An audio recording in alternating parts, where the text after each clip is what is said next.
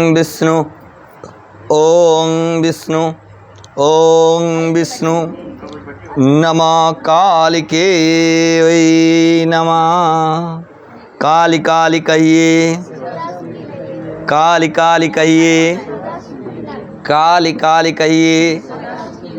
ओम नमः गुरु ब्रह्मा गुरु विष्णु गुरुदेव महेश्वर साक्षात् गुरु परम ब्रह्म तस्मै श्री गुरवे नमः।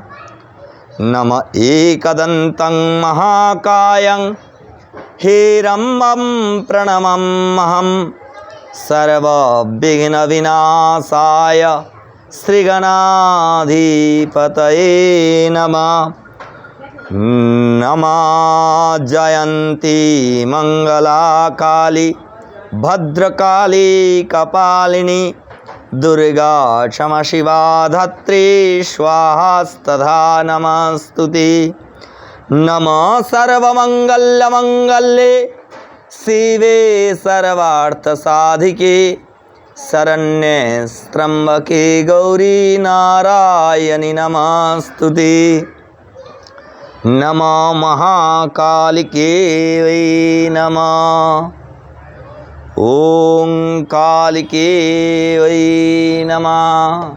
काली काली कहिए, काली काली कहिए, काली काली कहिए। हम लोग अभी जो 24 अध्याय काल तक हम लोग का समापन हुआ। आज हम लोग 25 अध्याय व पंचविंशति अध्याय, जहाँ नारायणेर आदेशे संधार तनुत्याग हुआ था और माता अरुंधति का कैसे जन्म हुआ था, उसी के ऊपर हम लोग व्याख्या करने जा रहे हैं। तो माता संध्या जो थे वो ब्रह्मा का मानस पुत्री थे। पूर्वे हम लोग बताया व हम लोग सुने। तो शास्त्र में बहुत सारे लोग, बहुत विद्वान, बहुत सारे प्रकार के इसका विश्लेषण करके गए। तो माता अरुंधति जो संध्या का रूप लिया, बृहत कालिका पुराण अंतर्गत इसका बारीकी से विश्लेषण किए डॉक्टर श्यामाप्रसाद भट्टाचार्य, और इनके और भी बारीकी से व्याख्या करके गए पंडित कन्हैयालाल शास्त्री जी ने। और इन लोग से भी और भी उत्तम प्रकार के व्याख्या और शास्त्रकार करके गए, बहुत सारे शास्त्रकार, बहुत प्रकार के। तो जो डॉक्टर श्यामाचरण भट्टाचार्य का जो व्याख्या है उसमें बहुत अच्छे से बारीकी से उन्होंने उसका व्याख्या व प्रबंध किया है। और कालिका पुराण, बृहत कालिका पुराण में इन्होंने हमारा जीव कल्याण के लिए, हम लोग के कल्याण के लिए माता संध्या ने अरुंधति होने के लिए अपना शरीर से, पहले हम लोग बोला था कि जो शास्त्रार्थ है वहाँ थे कि माँ ने क्रोध अपना लज्जा के अनुसार अपना शरीर का काया बदल दिया था। तो कैसे बदला था उसका व्याख्या कवि प्रवर भक्तवत्सल डॉक्टर श्यामाचरण भट्टाचार्य जी ने बहुत बारीकी से किया। कि उन्होंने बोला कि माता का जो शरीर है उन्होंने अपना ब्रह्म में लीन करने के लिए बहुत प्रयत्न किया, लेकिन ब्रह्मा का मानस पुत्री होने के कारण वो लीन नहीं हो पाए। तो उनका कैसे लय हुआ शरीर और कैसे अरुंधति का जन्म हुआ।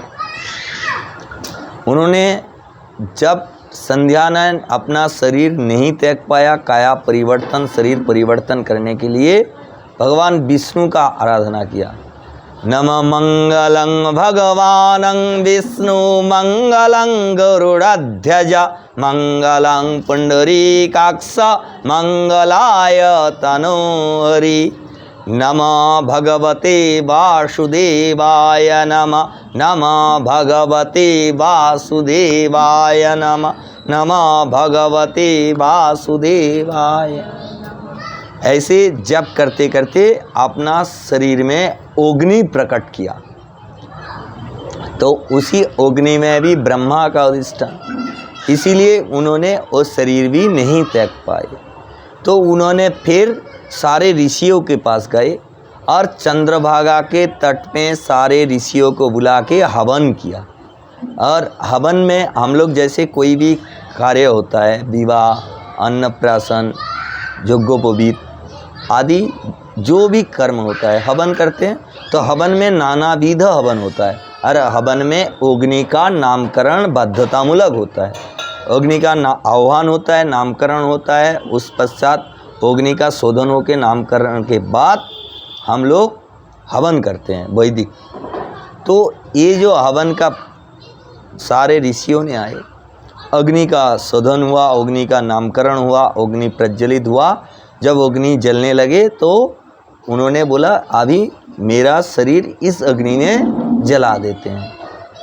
जय संध्या माता की जय।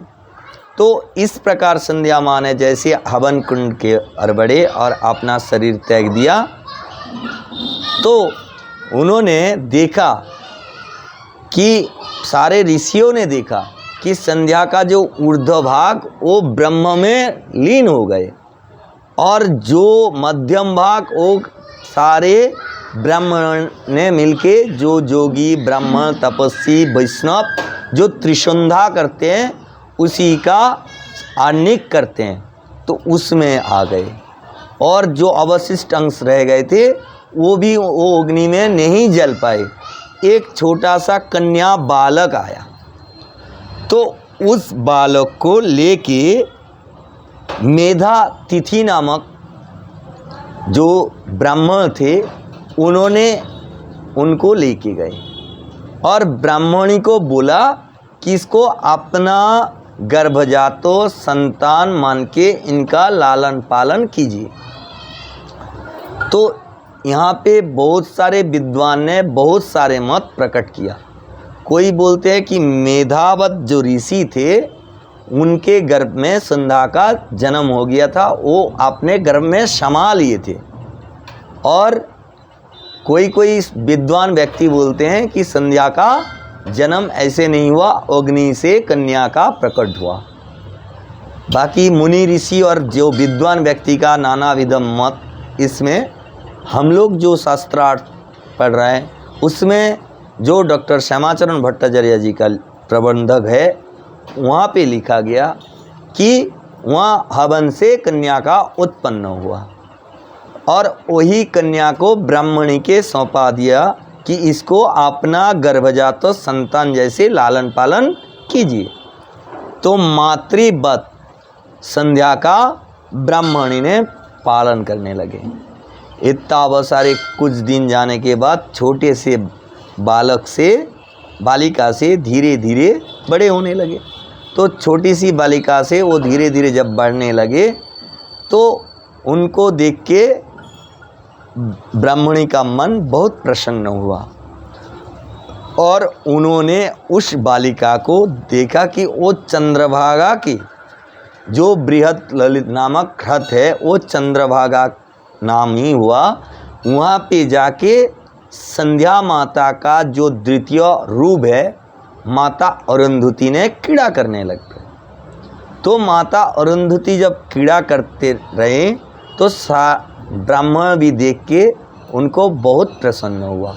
और एक दिन हमारा प्रजापति ब्रह्मा हंस रूढ़ा, जो हंस को आप लोग बतख बोलते हैं शायद हिंदी में, तो उसमें वाहन होते हुए ब्रह्मा ने आए और देखे कि वहाँ अरुंधति माता ने क्रीड़ा कर रहा है बालिका अवस्था में। तो ब्रह्मा जी देखने के बाद उनको मन में आया कि इनको देखते हुए इतना सुशील है और इतना गुणवता है तो इनको उपयुक्त वर कंसम। तो उन्होंने वशिष्ठ ऋषि के पास जाके उनके गुण वर्णन करने लगे। बोलो वशिष्ठ भगवान की जय। तो विधाता का इस प्रकार देखते हुए और अरुंधति माता को देखते हुए उन्होंने गए और सारे गुण कथा बोला।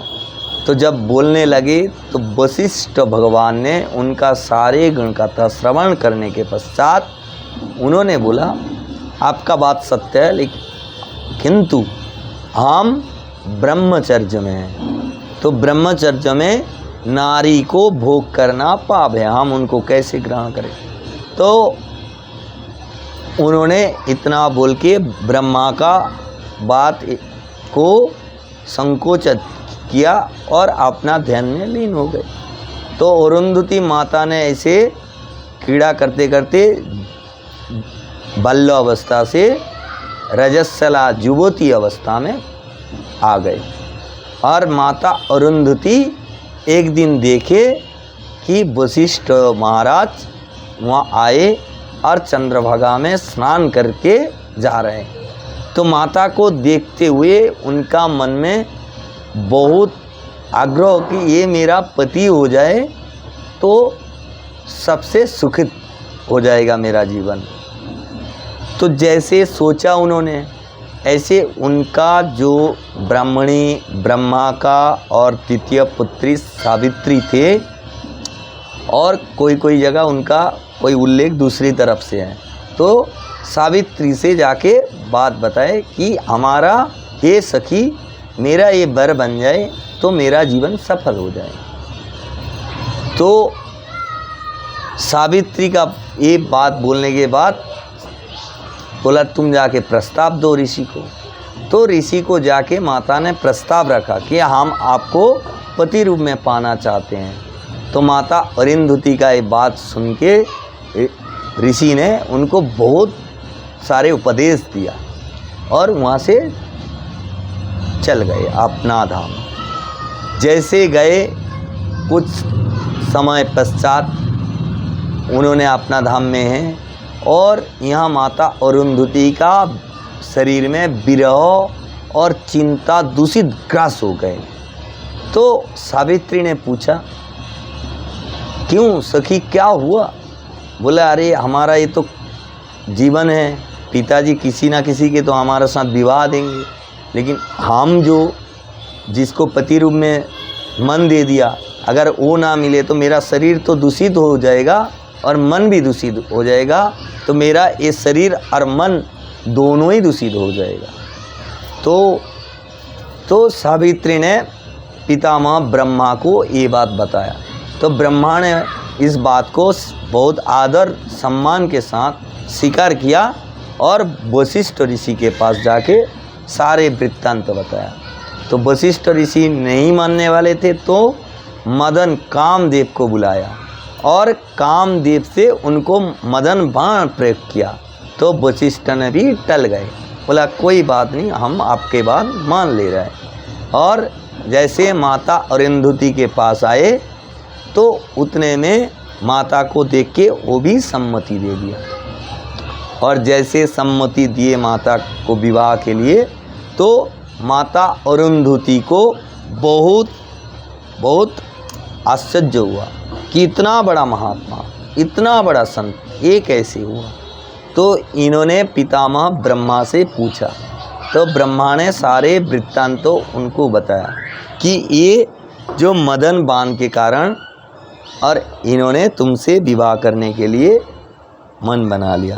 तो अरुंधति का जब विवाह के मन बनाया तो सारे देवलोक से पुष्प बरस होने लगे। तो विवाह का तिथि निश्चित हुआ, दिन निश्चित हुआ। तो हमारा वशिष्ठ महाराज जा रहा है विवाह करने, तो उसके लिए बहुत सारे ऋषि मुनि देवगण पुष्प वर्षण करने लगे और उनको और माता अरुंधति के साथ विवाह देखने के लिए, ऐसे तो कथित है कि देवलोक से सारे देवता आए थे और उसमें से हमारा गरुड़ वाहन होके आए थे भगवान श्री विष्णु, और वृष वाहन लेके आए थे हमारा शिव जी, और हमारा हंस वाहन से आए थे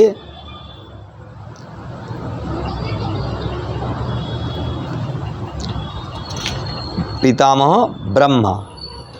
और उनको सारे देखते हुए सब देवता लोग भी तत्पश्चात आने लगे और आके माता अरुंधति और वशिष्ठ जी का विवाह का सारी इच्छा के अनुसार देखने के प्रयास किया। और माता अरुंधति सारे देवलोक को देखते हुए लज्जावती हो गई और लज्जावती होके अपना कक्ष में चले गए। और वशिष्ठ जी ने अरुंधति को देखते हुए भी वो भी अपना ब्रह्मचर्य पालन करते लगे। और ऐसे करते करते सारे देवलोक से ऐसे भिन्न भिन्न प्रकार से लोग आने लगे। उसी प्रकार सारे देवलोक से, सारे दिक्पालों से, सारे गण से आने लगे और सारे लोग आके अपना अपना उपहार उपहार देने लगे माता अरुंधति और वशिष्ठ भगवान को। बोलो माता अरुंधति की जय, वशिष्ठ महाराज की जय। इस प्रकार चलते गए और विवाह का समय समीपे आ गए और विवाह का दिन स्थिति स्थिर हो गए। बोलो काली मन काली घुचाबे मनेरी काली, बोलो काली सदा काली घुचाबे मनेरी काली, काली काली मन रसना घुचाबे मनेरी मलिमा घुच, बोलो काली काली मन रसना घुचाबे मनेर कालीमा, काली काली बोलो सबे घुचे मनेरी काली, काली काली बोलो सबे जय महाकाली के वही जय। तो इस प्रकार सारे देवलोक तिथि नक्षत्र के अनुसार आए और आके माता अरुंधति का और महाराज वशिष्ठ का विवाह के लिए पूरा तैयारी किए। और सारे यक्ष गंधर्व गण लोक से एक एक करके एक से बढ़कर एक आने लगे। और इसी प्रकार सारे देवलोक से जब देवता आए सारे उपहार किस तरह सज्जित कर दिए और माता अरुंधति और वशिष्ठ का विवाह हो गया। और विवाह के पश्चात अपना जो सखी व बांधवी सावित्री से अरुंधति बिछड़ के अपना जो पति के घर वहाँ जाने लगे। और तब सावित्री ने माता अरुंधति से पूछा कि आप तो जा रहे हैं वशिष्ठ महाराज के घर, तो आप तो बहुत भाग्यवान हैं, तो आप कुछ वशिष्ठ जी से पूछिए कि सारे नक्षत्र, सारे गुण का, सारे क्षण का, सारे समय का जिसका अनुभव है, इतना बड़ा विद्वान, इतना बड़ा पावन ऋषि, उनसे थोड़ा आप पूछ के बताइए कि हमारा ये जो प्रलय काल कब आएगा और बराह कल्प में प्रलय काल का निर्देश क्या है। ये जो बराह काल हम लोग का जो काल चला है बराह काल, तो इसका प्रलय काल कब आएगा और इसके विनाश कब होगा और किस प्रकार से प्रलय होगा, इसका सारे बारीकी से विश्लेषण महाराज से बोल के आप हमें बताइए। तब इनके बारे में हमारा सप्तविंशति अध्याय व 27वां अध्याय में इसका बारीकी से वर्णन किया हमारा वशिष्ठ महाराज जी ने। बोलो वशिष्ठ भगवान की जय। सभी हाथ जोड़ के बोलिए नमो अज्ञानं तिमिरंधस्य ज्ञानंजन शलाकया चक्षुर उन्मीलितं येन तस्मै श्री गुरवे नमः। नमः गुरु ब्रह्मा गुरु विष्णु गुरुदेव महेश्वर साक्षात् गुरु परम ब्रह्म तस्मै श्री गुरवे नमः। नमः एकदन्तं महाकायं हेरम्बं प्रणमम्यहं सर्वविघ्न विनाशाय श्रीगणाधिपतये नमः। नमः जयंती मंगलाकाली भद्रकाली कपालिनी दुर्गा क्षमा शिवा धात्री स्वाहा स्तधा नमस्तुते। नमः काली काली महाकाली कालिके पापहारिणी सर्वार्थ मोक्षदे देवी कालिके ओई नमस्तुते। नमः महिषाग्नि महामाये चामुंडे मुंडमालिनी आयु आरोग्य वरदे देवी कालिके ओई नमस्तुते। नमः हर पापं हर शोकं हर दुःखं हर मारिं हर कान्तिं हर भ्रान्तिं हर प्रिय। नमः मंत्रहीनं क्रियाहीनं भक्तिहीनं सुरेश्वरी यदोर्चितं मया दत्तेन परिपूर्णं तदस्तु मे। नमः कालिके वै नमः।